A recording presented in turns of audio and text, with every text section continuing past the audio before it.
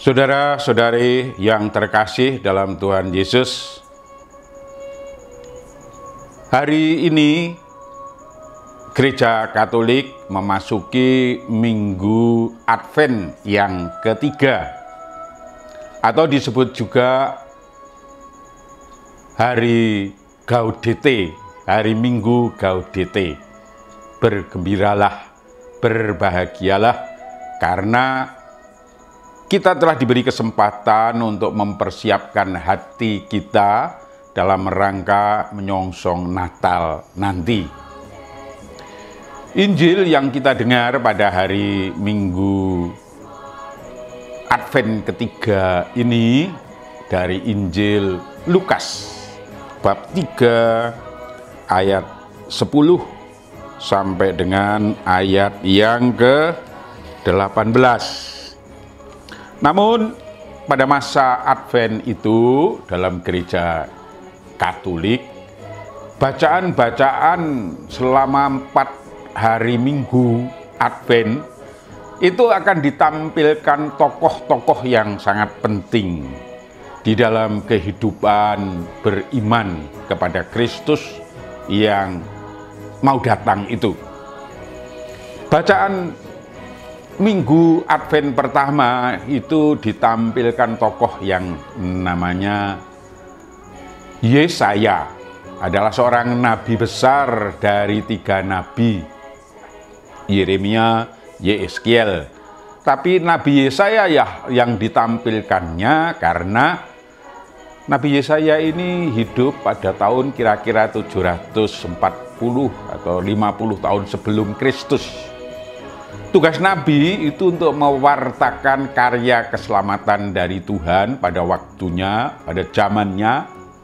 Namun, Nabi itu menubuatkan, dan Yesaya itu menubuatkan bahwa besok akan ada gadis yang melahirkan seorang putra yang harus diberi nama Immanuel, artinya Tuhan beserta kita. Dan itu terpenuhi dalam Natal nanti. Lalu minggu kedua ditampilkannya tokoh yang namanya Yohanes Pemandi, Yohanes Pembaptis. Ya, dikatakan seorang nabi terakhir sebelum Kristus. Nabi sekali lagi mewartakan karya keselamatan dari Tuhan pada waktunya, tapi juga menubuatkan sesuatu. Dan Yohanes Pembaptis dikatakan juga adalah suara yang berseru-seru di padang gurun. Luruskanlah jalan bagi Tuhan, bertobatlah, kerajaan Allah sudah dekat.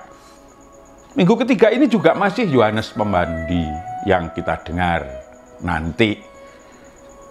Yohanes Pemandi ini ya tokoh yang dikira justru Mesias yang akan datang itu. Ya, orang bertanya, engkaukah yang kami nanti-nanti Mesias? Lalu Yohanes ini mengatakan, bukan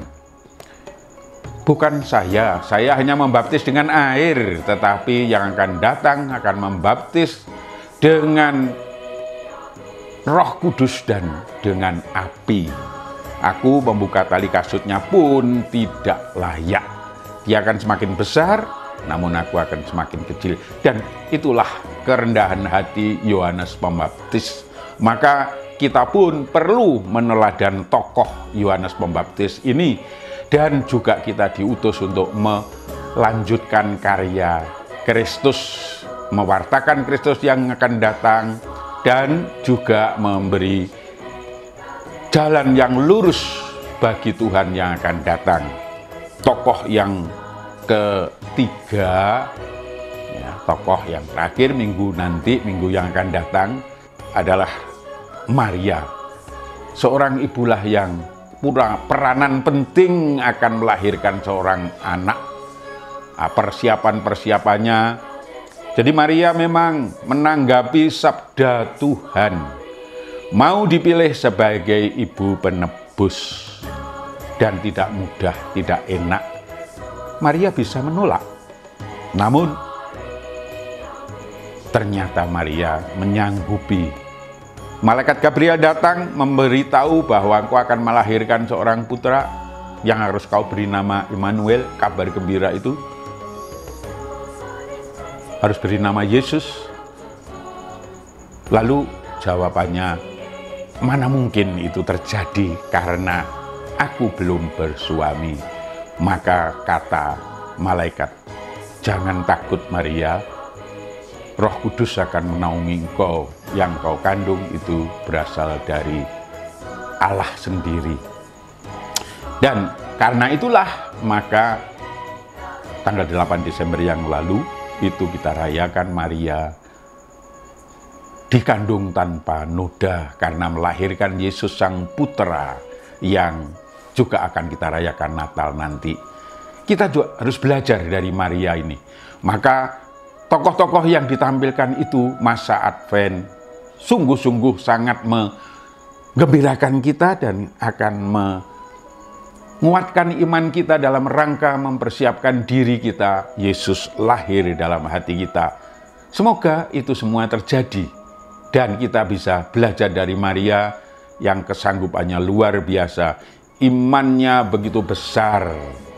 Meskipun ia bisa menolak tawaran dari Tuhan, tapi nyatanya ia menerimanya dengan kesanggupan, aku ini hamba-Mu Tuhan, jadilah padaku menurut kehendak-Mu, menurut perkataanmu.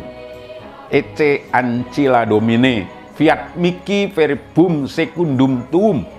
Maka tokoh-tokoh inilah yang harus kita teladani selama masa Advent yang masih ada ini.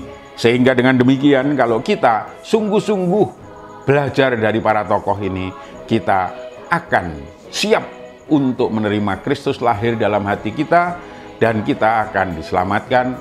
Dengan kata lain, kita tidak jauh dari keselamatan yang kita harapkan yang akan dilaksanakan Tuhan sendiri lahir Natal nanti. Maka terpenuhilah bahwa sabda menjadi manusia dari Injil Yohanes bab 1 ayat 14, verbum,